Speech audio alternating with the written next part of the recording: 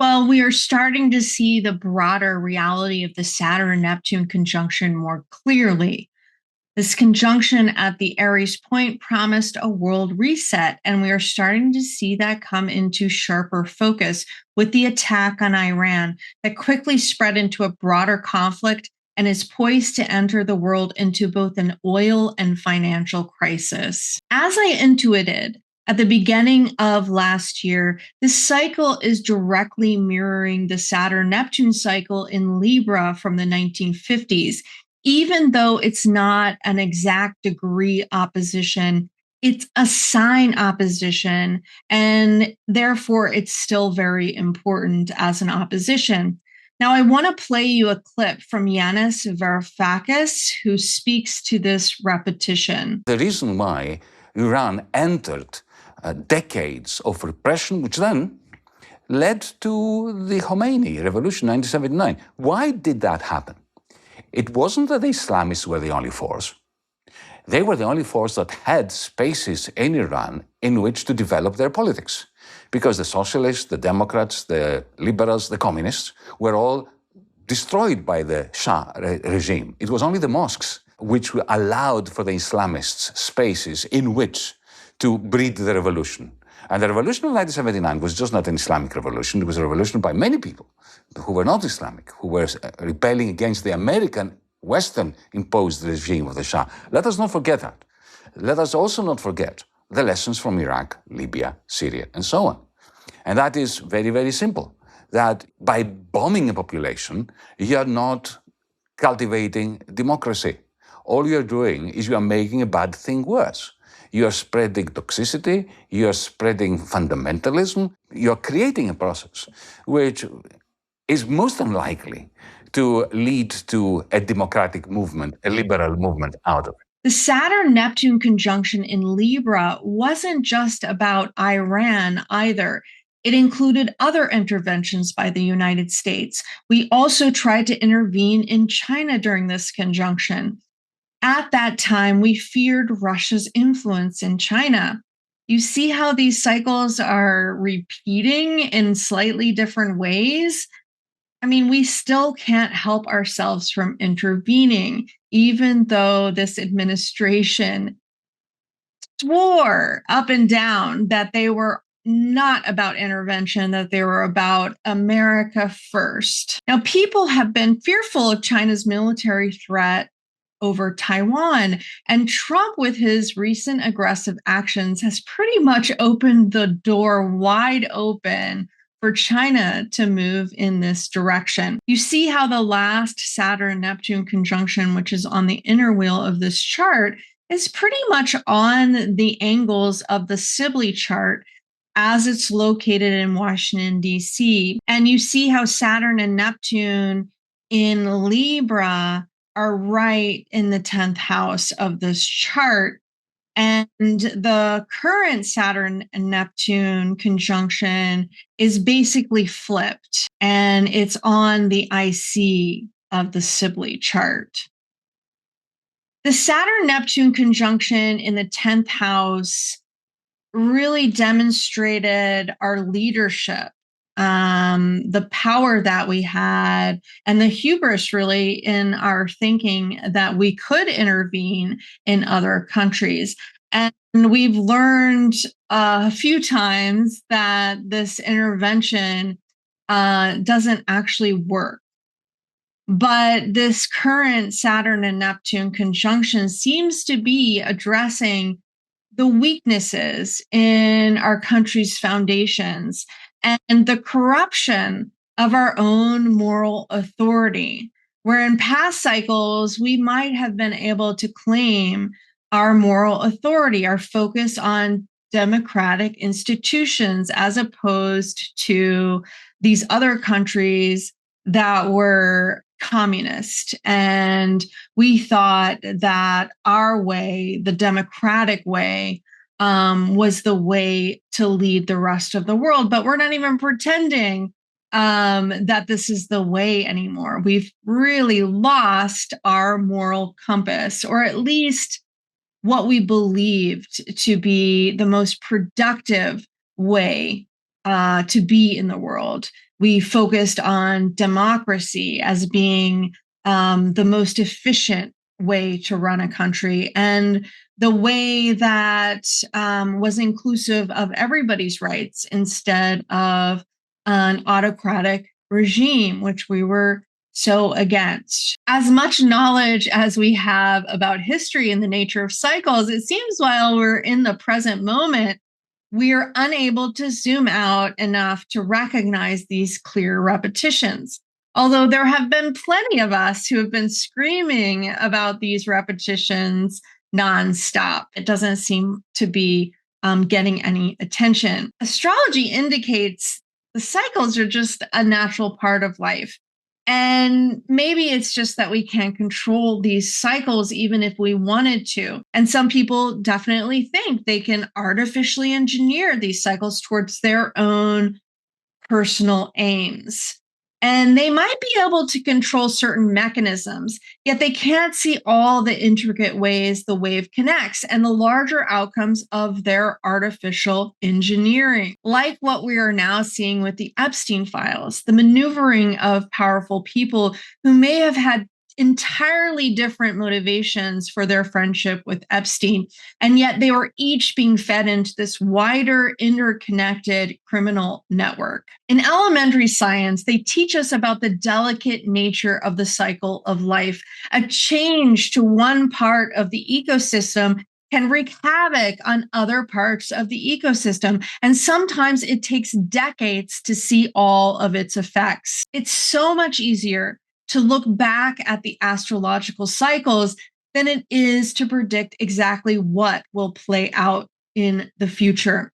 You can see the themes, you can sometimes get really close at an individual level, but the wider web of the universe keeps us on our toes. What goes around truly does come back around again. In that spiral, we do get a chance to evolve to a higher level within that cycle, but not necessarily out of the cycle altogether. Evolving out of it might be as slow as the precession of the ages, the precession of the equinox. Gurdjieff spoke about this as related to the musical octave. It takes the removal of buffers or blind spots to actually see our role in the cycle. And to leap out of the seventh octave and into a new octave is exceedingly difficult. You see here, he has a mechanical shock that happens. That's basically the laws of the universe. You know, sometimes we get a shock that's external that puts us into a new octave. But the second shock is really conscious. We have to make a conscious effort to evolve into a new cycle. And to remove a buffer is to invoke a serious paradigm shift, which can be psychologically challenging. This paradigm shift can make some people go mad. Now, I want to play you a clip about such a paradigm shift from an interview with the guy who inspired The Big Short, the one who predicted the last financial crash of 2008. You exist in a paradigm that's been around for a very, very long time. Your whole career is based on that paradigm. You've made a lot of money in that paradigm.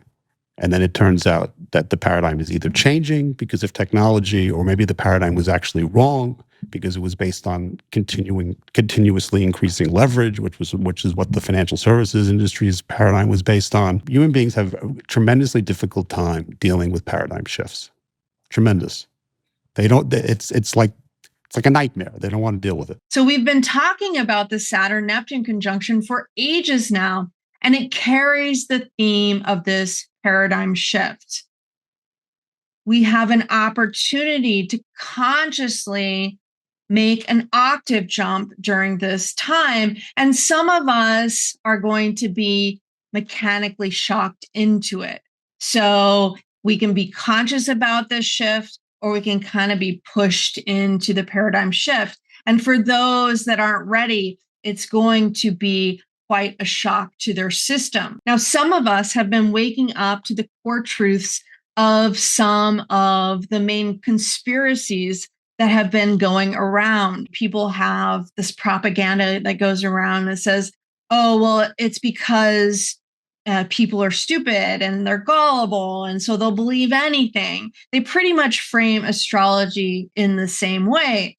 But as we've seen recently with the Epstein files, the conspiracy theories that everybody has been kind of pushing out about this cabal of elites is kind of true. And so we've been waking up to this. We've been waking up to the truth of our tech optimism in relationship to the leadership that has been taking us down a very dark road. And we've been waking up to the truth of all of those leaders who have abandoned their morals for money's sake. We've been seeing this rampant in our culture. For others, it has been waking up to the truth of MAGA, the truth of a movement that claimed to be anti-war, anti-deep state, anti-Epstein. This cognitive shift, this awakening is going to be initiated powerfully in the collective with the new moon in Pisces. You see that the channel of initiation, the channel of community is going to be connected for all of us during this new moon. And it's also in the Aries Ingress, which happens a couple of days after the new moon. This channel of initiation, the channel of community, it's going to be in the collective. So it's going to remain a theme all year long, since the Aries Ingress typically shows us what the themes will be in the collective for that year. Many astrologers predicted the attack for the week after this full moon eclipse, but I had an inkling it would happen before the eclipse, not only because of Trump's words, but because Trump himself was born on a full moon eclipse. And Netanyahu and Khamenei were both born on a new moon eclipse, with Netanyahu being born on a Libra new moon eclipse and Khamenei born on a new moon in Aries eclipse. Very interesting juxtaposition to these cycles. And Trump acted as a bridge between the two cycles. Through each of them, larger forces are at work, larger collective cycles that are simply playing out through them. And you can see the bridge he connected with Khamenei's son coming into power. Trump launched an attack a day before his deadline and 3 days before the full moon eclipse in Virgo. And this attack has birthed a new supreme leader of Iran, Khamenei's son, Mojtaba Khamenei, who was born right before a new moon eclipse in Virgo. And you see that his nodes are in square to Trump's nodes, with his Mars right on Trump's south node. And you see that Mojtaba also has his moon and Venus in Leo. And if he was born at 12 p.m., his moon would be at the exact degree of the Sibley North node. And you see that it's conjunct Trump's Pluto degree here. And it's interesting that these chart connections are showing that Donald Trump and Mojtaba Khamenei have a past connection. They've met in a prior life. And Donald Trump really was a bridge to bring Mojtaba into power. Mojtaba is a 5-1 mental projector born on the cross of Dominion, which is the exact cross of the full moon eclipse in Pisces last year. The two eclipses acted as mirrors to one another, and Mojaba's ascendancy to the position of supreme leader, which was not guaranteed until Trump attacked and killed the first Khamenei, his ascendancy came to pass because of this attack. And it effectively created a dynasty reminiscent of the Pahlavi monarchy before the 1979 Islamic Revolution, effectively connecting the 1950 Saturn-Neptune conjunction cycle, which is when the US and Britain intervened in that dynasty with a coup of their own. and installed somebody else that was more to their liking. So we thought we could engineer a cycle toward a different outcome. And here it is repeating on another level and turning out exactly contrary to what our aims were in trying to control the outcome. And it's interesting, there have been rumors about Mojtaba going to the doctor for complaints of impotency, and Trump describing him as a lightweight, because projectors don't have consistent access to sacral energy. And this is connected to our desire nature. Projectors have a different gift. That is, we're here to learn how to manage the life force energy of ourselves and others more efficiently. It's the story of the tortoise and the hare.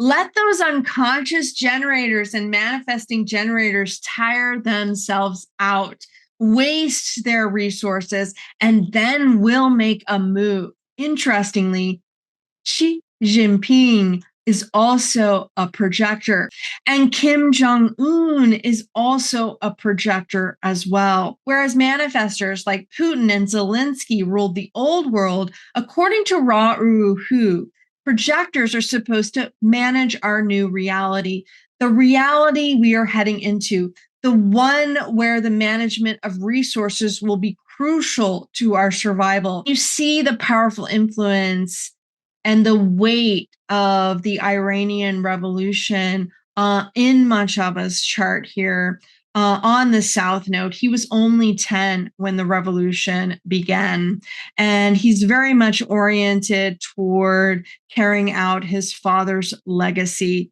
as much as he is able to. This full moon eclipse was on the right-hand side of the cross of dominion, called the cross of consciousness. Its theme is about contagious thought forms, and the attack on Iran really brought the hypocrisy of this administration home. If there was ever any doubt, this really sealed the deal that most everything this administration stood for was built on a lie. This is summed up very neatly in Breaking Point's clip here. Hypocrisy, something very near and dear to my heart these days, looking back a little bit on what did all these people say who are currently in power about war with Iran whenever they had a chance to make their pitch to the American people. So we've supercut a few of the people who are currently in power and some of the things that they said in the past compared to what you see on your screens today. So without much more, let's take a listen. And I also know the cost on the American people. You know, the trillions of dollars that we've spent since 9/11 alone on waging these wasteful regime change wars, how those wars have undermined our national security and how they have strengthened terrorist groups like ISIS and Al-Qaeda.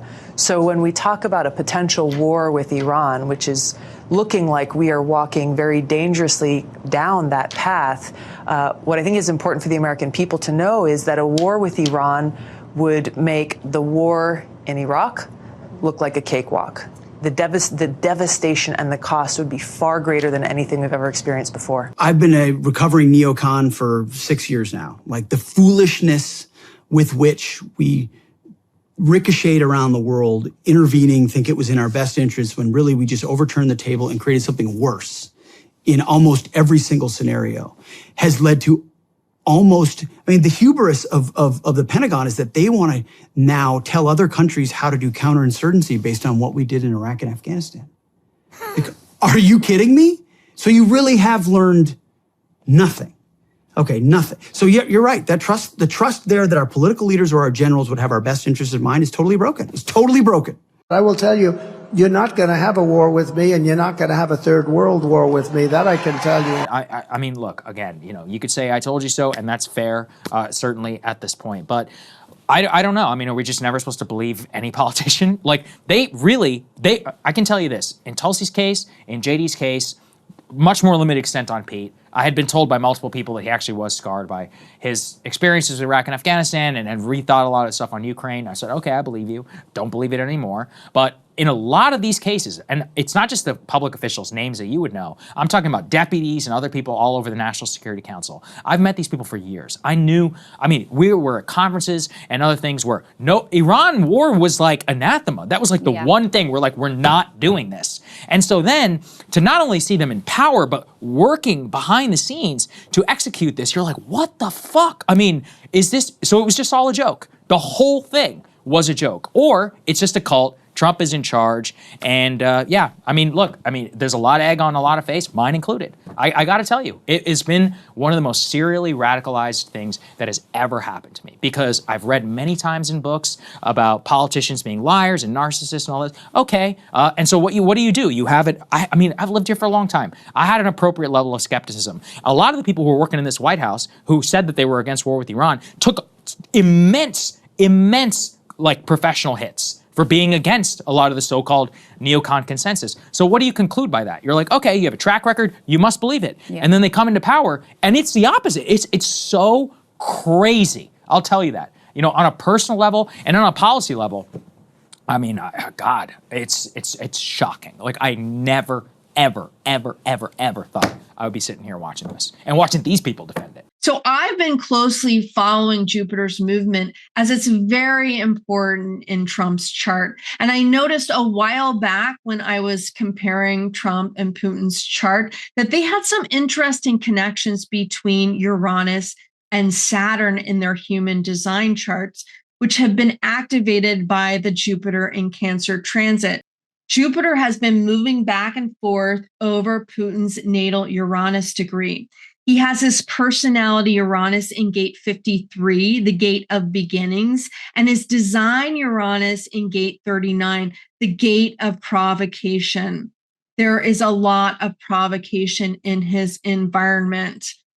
Putin has already had 2 direct hits of Jupiter to his natal personality Uranus, 1 direct and 1 retrograde, and he'll experience his last direct hit in late April.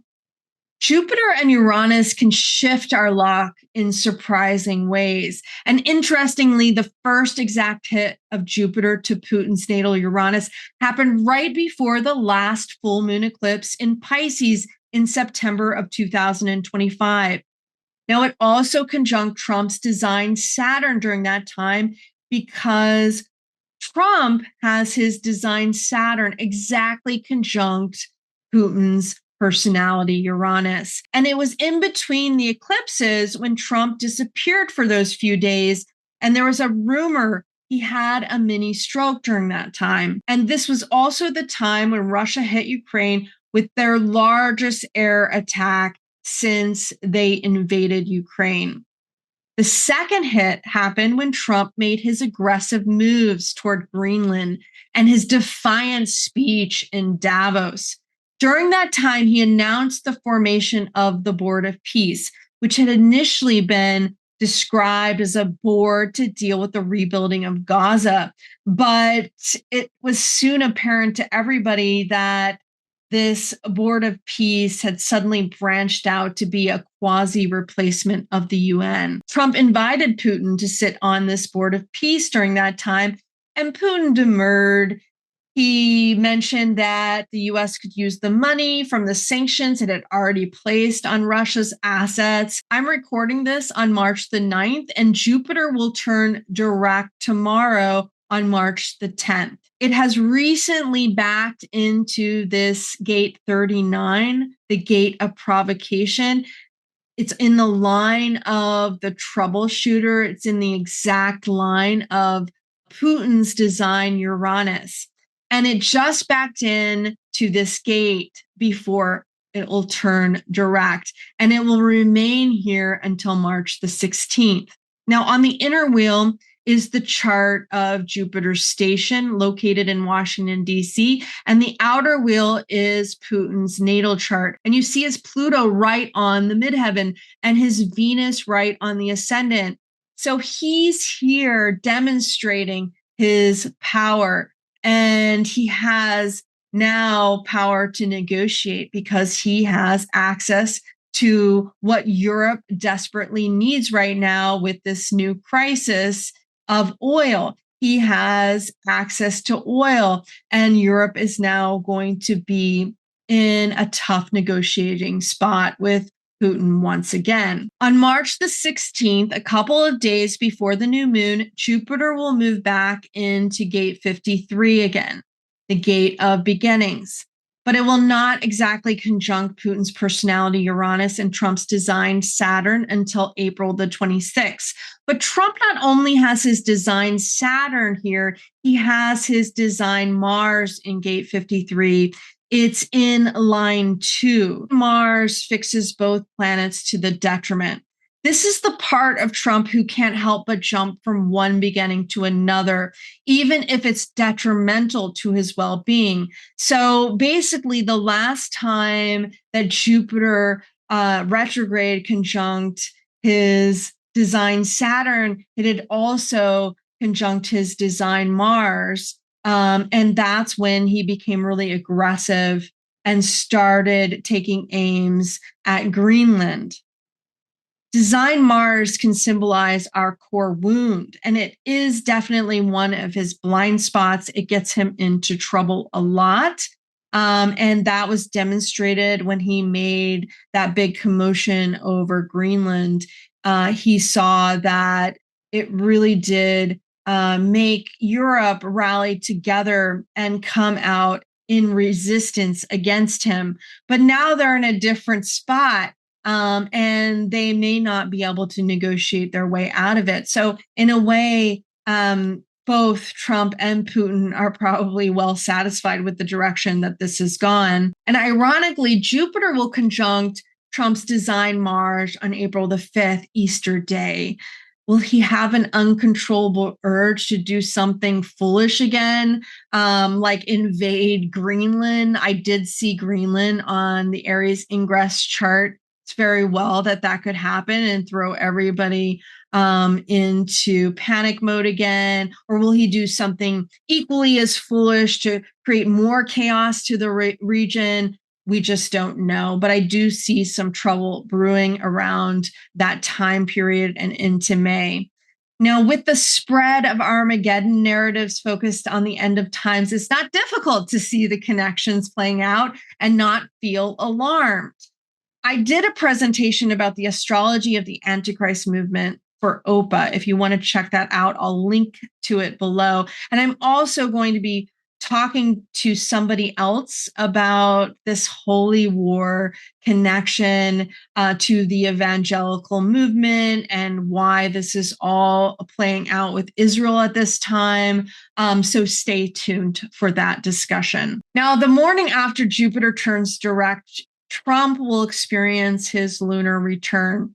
There is an off-ramp that Trump may choose to take around this time. He's already teased the ending of the war today, I heard, reportedly after a phone conversation with Putin. You see the ascendant of his lunar return chart is on the eclipse degree, and Uranus has now shifted to squaring that eclipse degree.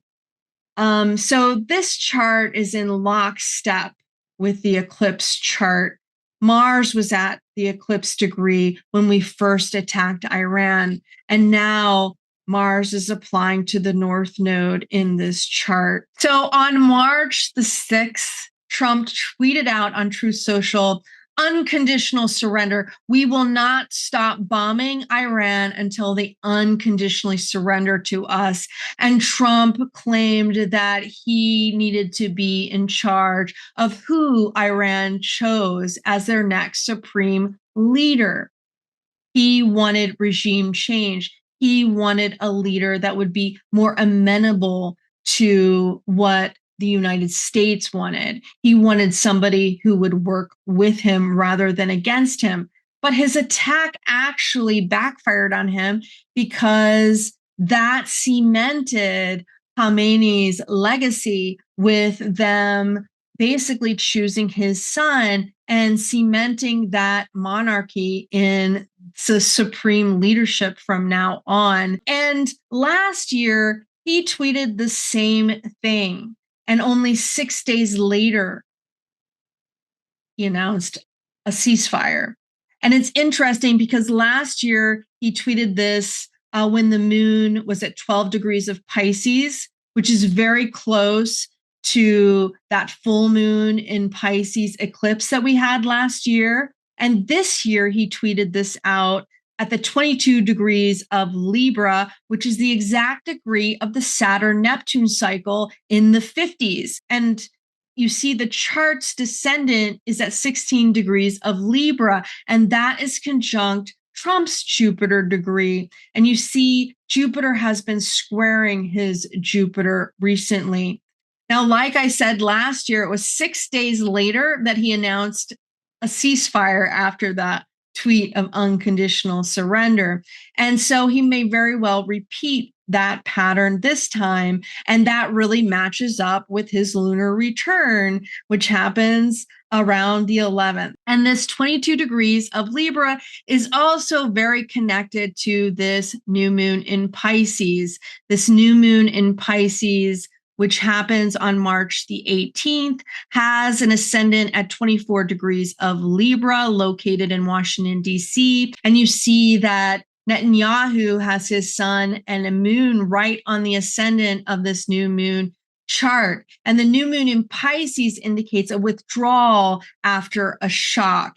And Venus in Aries will be applying to his north node during this new moon. So the withdrawal may be even initiated by Israel. We're already seeing the economic shock happening with the rise in oil prices and the stock market reacting very negatively. There's some attempts to control this narrative, but it definitely has real world consequences. And the longer we stay in this conflict, the worse it will become. What is the truth versus what is merely a distraction is up for grabs as conflicting narratives abound with little interest to a single narrative coming out of this administration. There's been so many conflicting narratives that we don't know which end is up. And I'm not sure if that's purposeful, but it sure doesn't look good. We can clearly see we've been played by our leaders, and we must now question the narratives all around us. Matt Stoller, who writes about monopolies, titled this week's Monopoly Roundup, "The Epstein Class Launches a War."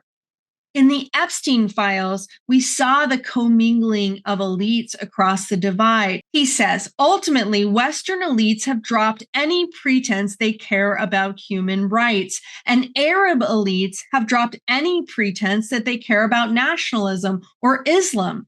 It's now one giant Davos blob. He goes on to say, this attack on Iran isn't a civilizational conflict. It's anger from the Epstein class of elites toward a separate group of elites in Iran.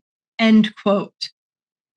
More than a religious ideology, it's an ideology fueled by money and power. You could say that's always been the case. One of the easiest ways for an elite class to control its people is by religious ideology. Holy wars are fueled by fundamentalists, extreme ideologists who lean into violence as a means to an end. What has troubled me the most is that Christian or Zionist fundamentalists don't seem to see themselves in Muslim fundamentalists and vice versa. They project some enemy on some good against evil out there instead of seeing the black and white polarity that exists within all of us. But this religious fundamentalism is feeding off the last sparks of the Pluto-Neptune sextile before the opposition, when Pluto will be in Pisces and Neptune will be in Virgo in 2046. Who knows who is feeding information to who anymore? How can we know which sources to trust? Now I know why I saw Epstein written all over the Aries Ingress. When I first looked at this chart in January, I was puzzled with the Epstein connection because I thought for sure we'd have complete access to the files, and by this time we'd be through talking about it. Boy, was I wrong. Now I see more clearly Jupiter here in the second house, symbolic of the elites, is making that easy flowing trine to Mars at 14 degrees of Pisces in the 10th house, connected to Epstein's Mars in Pisces at this same degree. It turns out that Matt Stoller was right on, as this chart demonstrates. The Davos elites are connected, and this war has their names written all over it.